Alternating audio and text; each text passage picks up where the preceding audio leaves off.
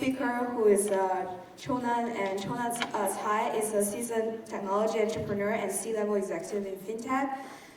He's an expert in blockchain, cryptocurrency, lending, and cybersecurity. At one point, he was the security advisor to Int'l, one of the largest unicorn status crypto exchanges in South America. And more recently, he has bootstrapped and raised millions of dollars for a number of startups, growing these businesses quickly using technology and multiplying their revenue exponentially year over year.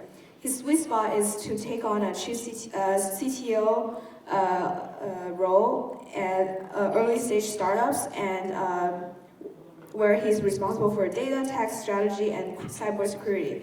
Earlier in his career, he managed tech projects at Fortune 100 companies across verticals such as software R&D, mobile ad tech, and studio tech. He graduated with a bachelor degree in computer engineering from Columbia University and a master's degree in computer science from UCLA. So thank you, and then let's welcome Cho-Nan to the stage.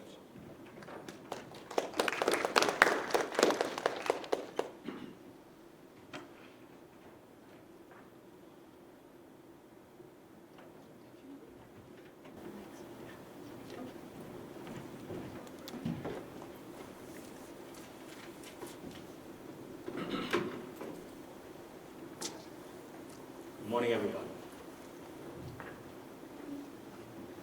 Good morning.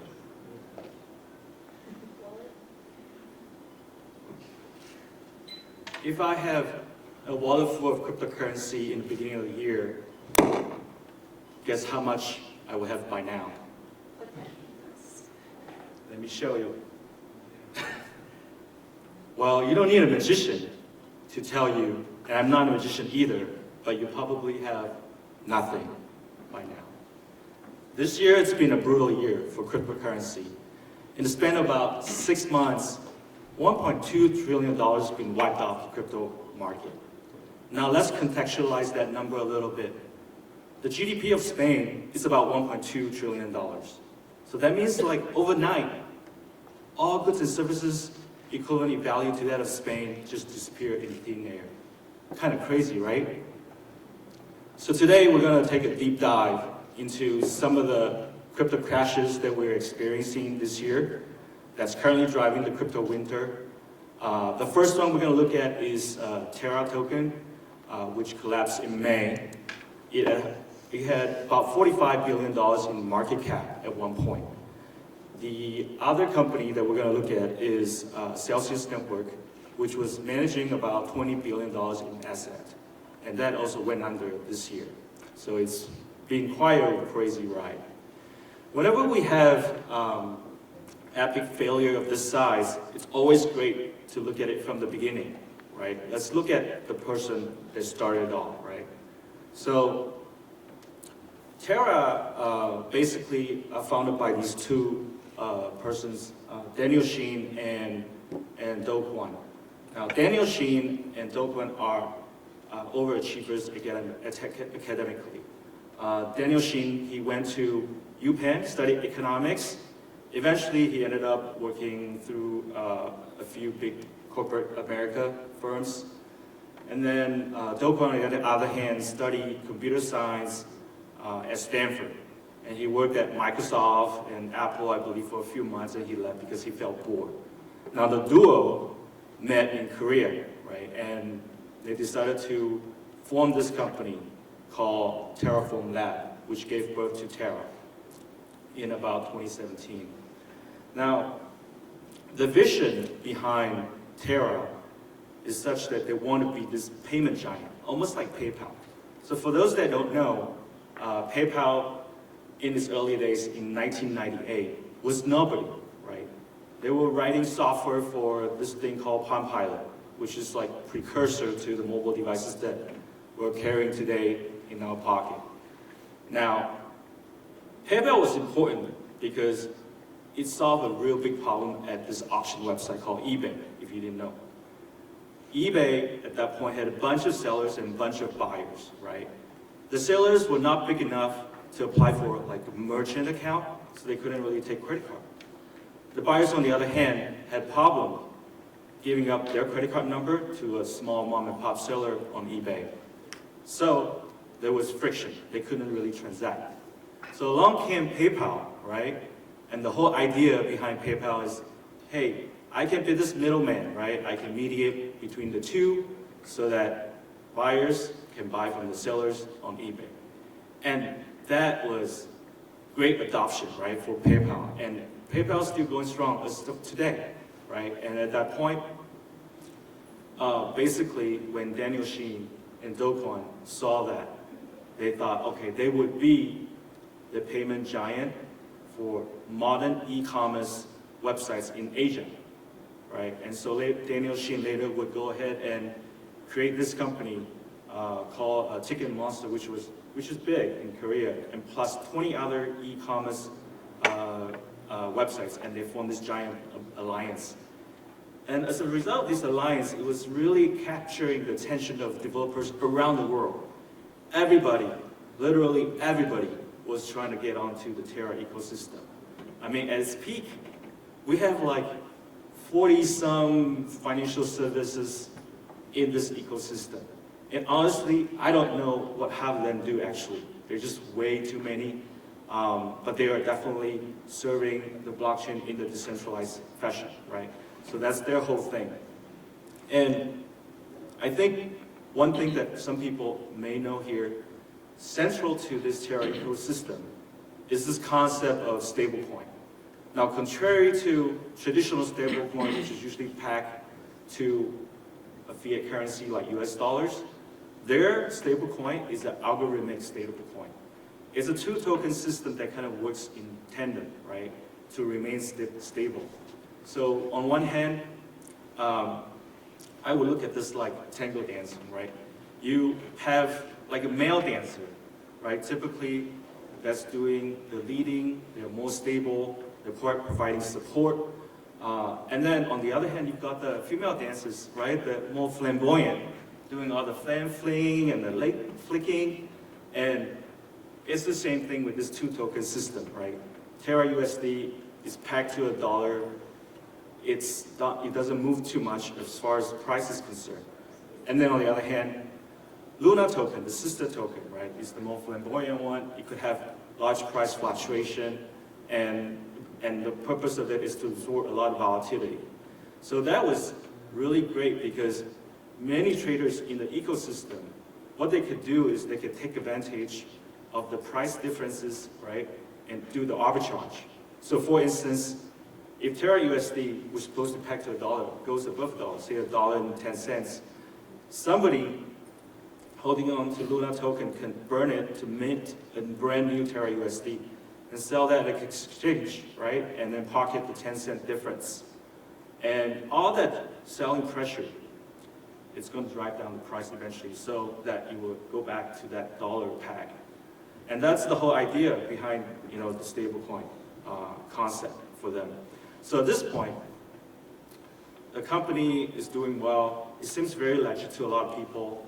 Initially, you raised a lot of money, about $200 million from VCs, such as Digital Galaxy, Coinbase Ventures. There's one of these big household VCs in the crypto space, and they were doing great with all that money.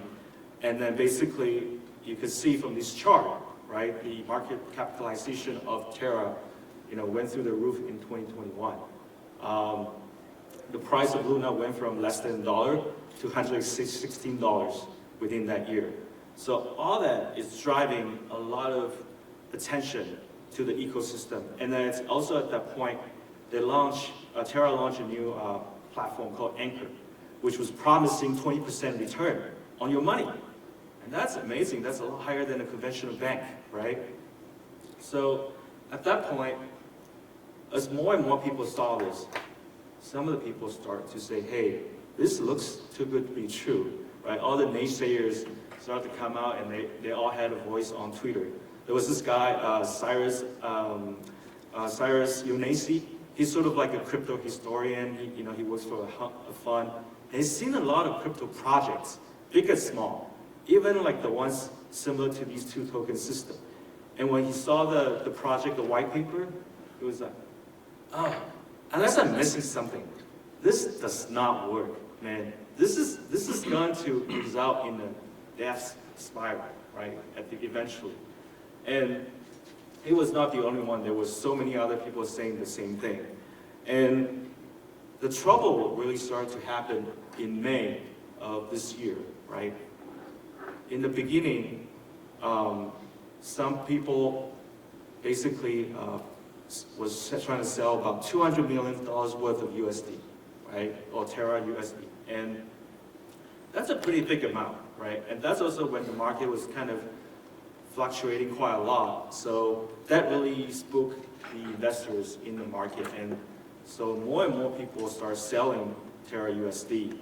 And then eventually, what we found out more recently is because of the bankruptcy of FTX, we learned that there were a series of small orders, sell orders, coming from FTX in small nominations, but placed very quickly, probably through software, over a long period of time. So all that selling pressure, people exiting the market, eventually drove down the price and depegged Terra USD from $1. Now, Do-Kwon, one of the founders, is not stupid either, right? So he was trying to save it. He had this large reserve of Bitcoin and cash, and he was trying to save it. As you can see, when he poured billions of dollars into it, the price of Terra USD did come up for a little bit, but eventually it was no help because everybody was trying to exit, and all that sell pressure eventually result in this spiral death, right, of both Terra USD and the Int'l token, right? And this was very, very crazy at the end of the day. So what you may be thinking is, okay, what's really happening, right? Did Do-Kwon take the money and stash it someplace, right? Did he run away? Nobody knows really for sure. It was quite big of a mess, right? But one thing's for sure, people want accountability, right? People want to see what happened. So right now there's an arrest warrant for Do-Kwon in Korea, and I believe there's a red notice as well from the Int'l looking for Do-Kwon. And we know right now Do-Kwon is active on Twitter, but he's nowhere to be found. Some say he's still in Korea, some say he's Singapore or Europe. Nobody really knows. So that was what happened with Terra. So shortly after the collapse of Terra token, this company's Celsius network soon came under intense spotlight. Let's talk about the man who started it all, right? Alex Mashinsky. Alex Mashinsky was born in Ukraine, and later he basically moved to Israel when he was young. Probably was in the army, right? But we know he didn't graduate a few of the universities over there. However, he eventually moved to the US. So when he came to the US, he was often working in industries that are championing very popular technologies.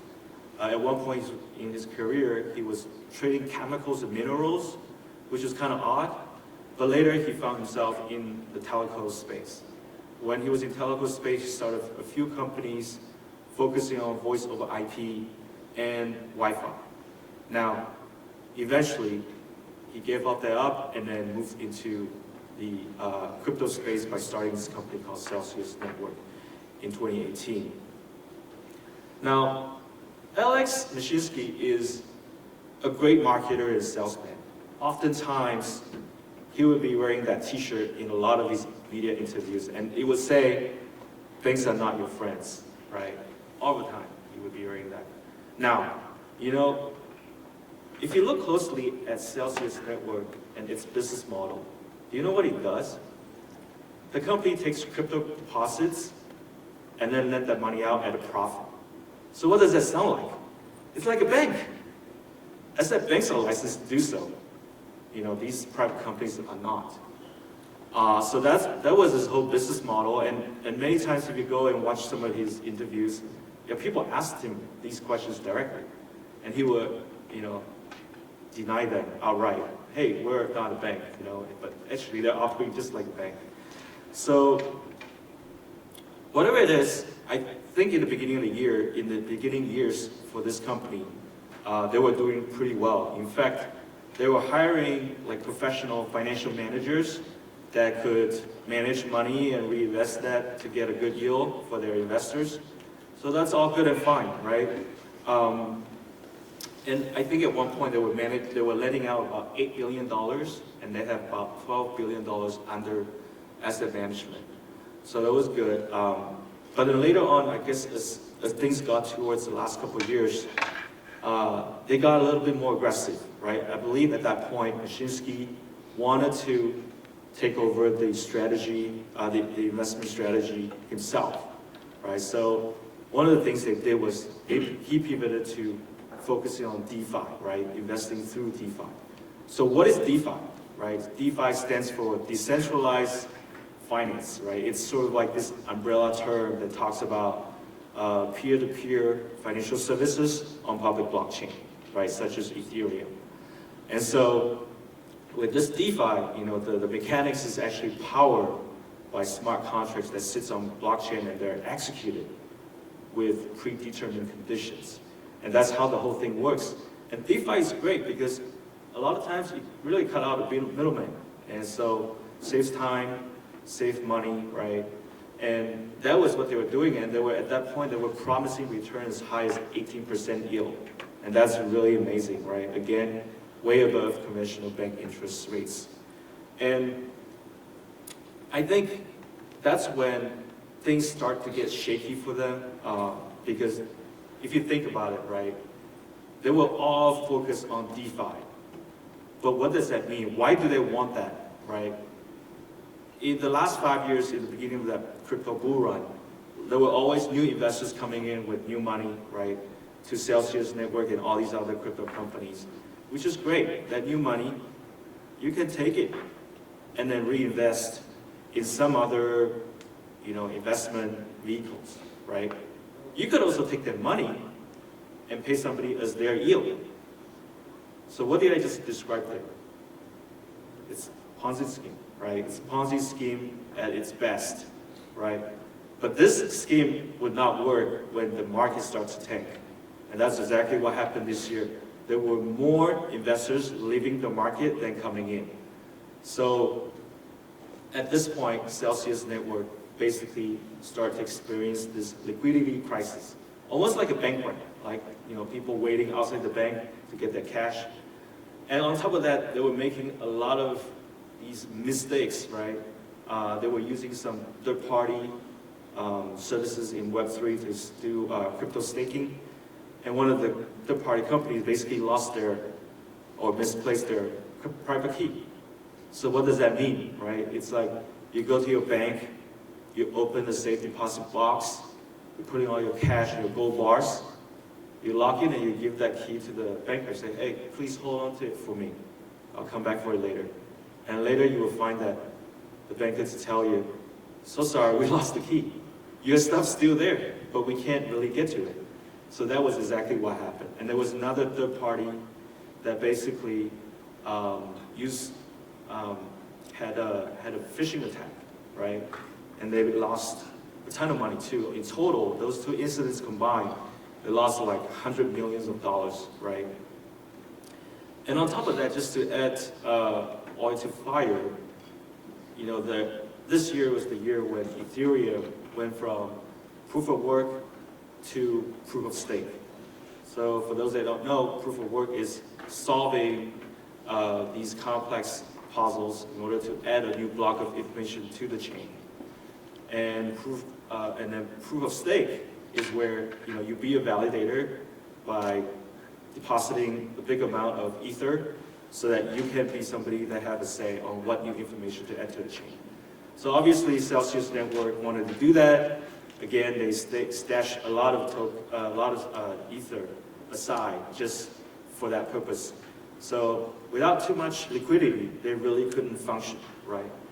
So at the end, around June 12th, on June 12th, they just went ahead and announced they would pause all withdrawals and swaps of all their accounts.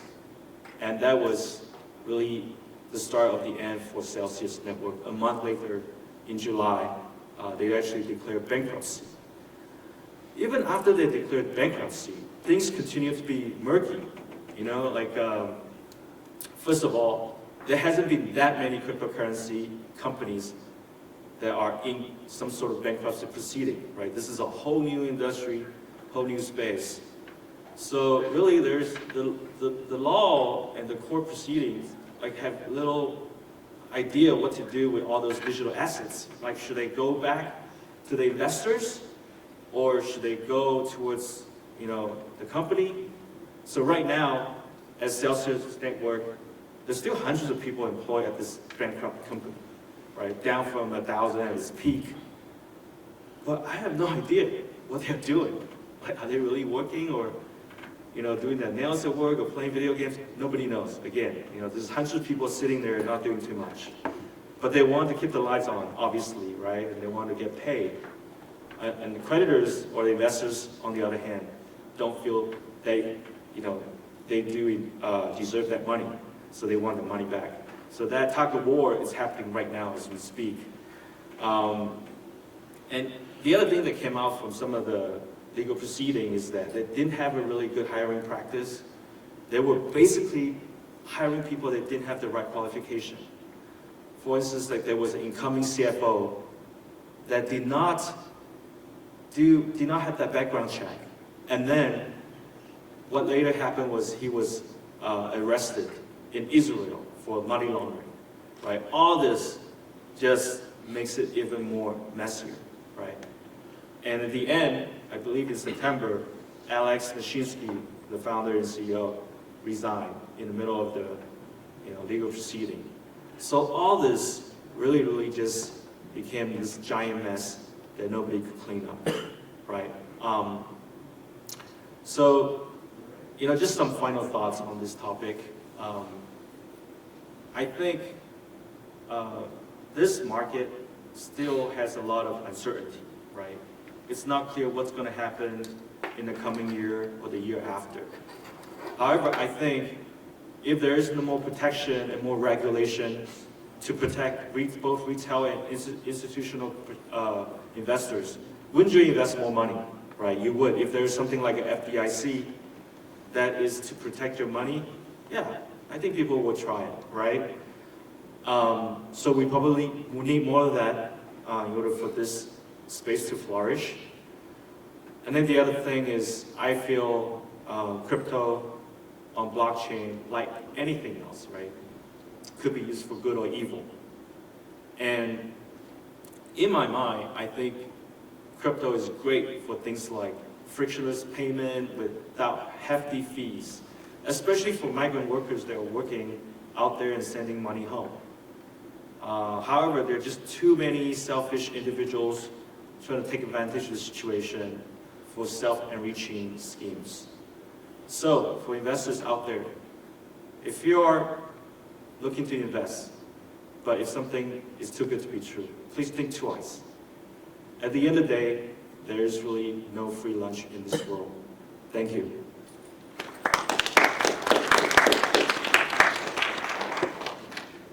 Questions? Yes. Thank you. That shed a lot of light on Luna and Terra. But can you talk a little bit about the connection that those two have with FTX and Bitcoin? Yeah, so a lot of the foundation for them is they're supposed to have this big reserve, right? I forget the full name for it, but the reserve is supposed to hold up the Terra USD. We're supposed to peg to one US dollar. So that reserve is basically made up of a lot of Bitcoin and also a lot of cash, right? And as you could see in the previous graph, there was a time it worked for maybe like a day or 24 hours or something like that. So it was able to stabilize, right?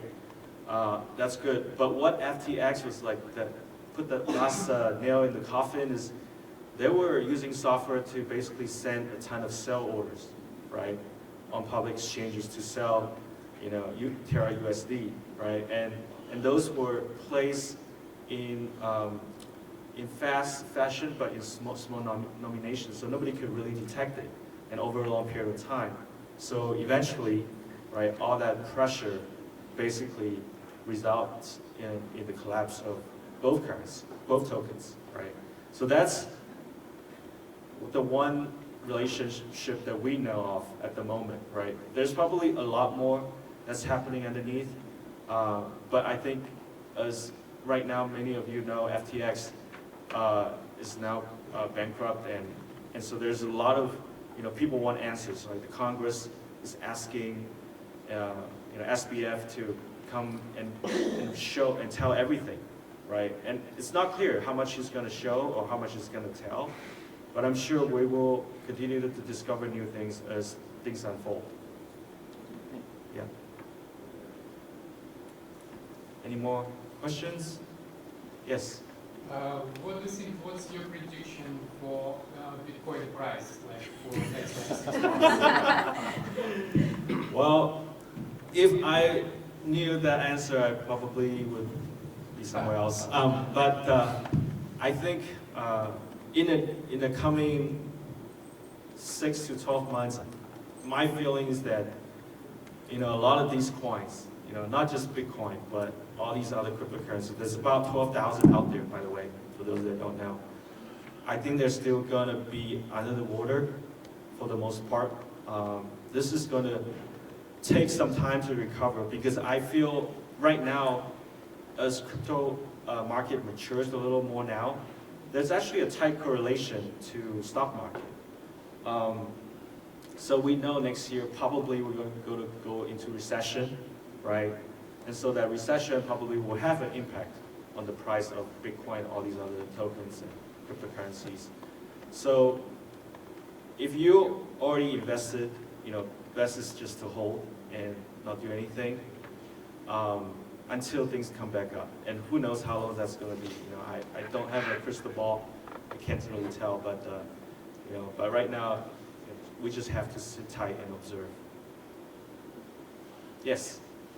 What is the lesson learned from the story you have told that you came forward to your own company?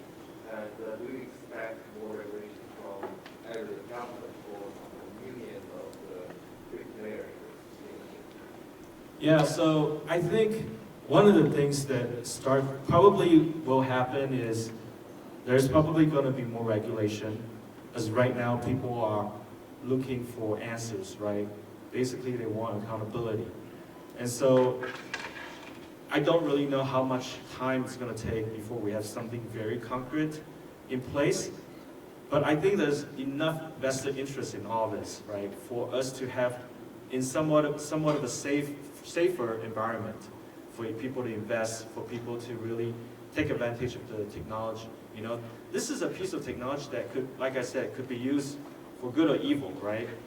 But we need to have some kind of guardrail, and that guardrail right now is missing. And that guardrail, just like, say, data privacy policies, need to come from the top, right? It's very difficult to come from the bottom. So when we have that coming from the top, that momentum, it's just going to have us into this more concrete and safer environment. I think that's probably what will happen, and probably would be better for companies to flourish as well in these ecosystems, because technology is great. It's a no-brainer, right? You can use it for Ponzi scheme, or you can use it for real payment, without all the strings attached.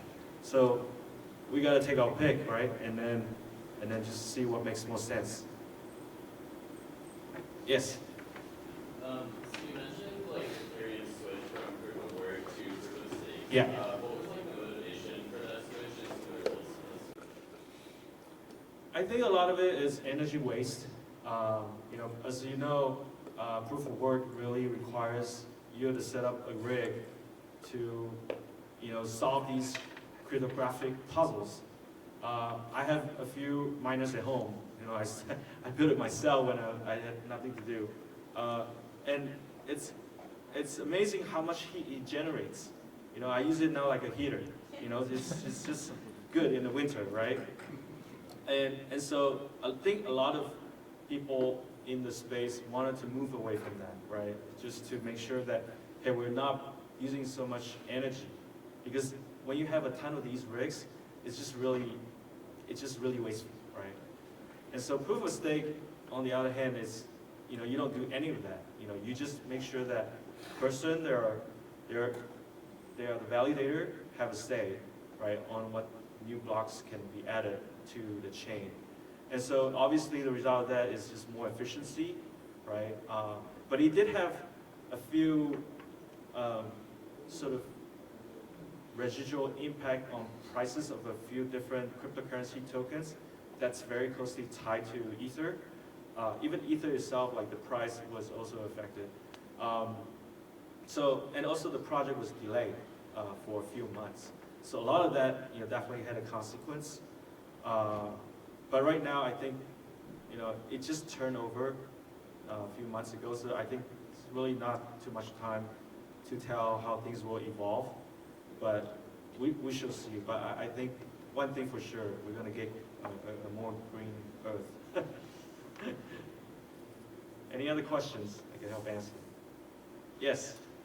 What do you think, like more regulation on cryptocurrency? Is it a contradiction to basic idea of cryptocurrency, like self-governing, not independence, space for enterprise, something like that? Okay, like contradicts even basic ideas. Yeah, for sure. I mean, you know, when you have an oversight that is gonna obviously push it in the other direction. But this is the way I look at it, though, right? Like, this whole thing is a spectrum, right? You can have 100% decentralized ecosystems that basically can work within itself or with other third parties, right? And on the other hand, you have a really centralized model, right? And I think the best is to find a good balance between both ends, so that this is something that it's going to be helpful for people and companies in the long run. Because without any sort of restrictions or governing oversight or regulation, people are continually going to get hurt. So that is just something we have to manage. But I wouldn't say, okay, we go all the way to the other end where everything is centralized again, then what's the whole point, you know? So we just have to kind of find the really nice, you know, balance point for it all, and then that should be okay.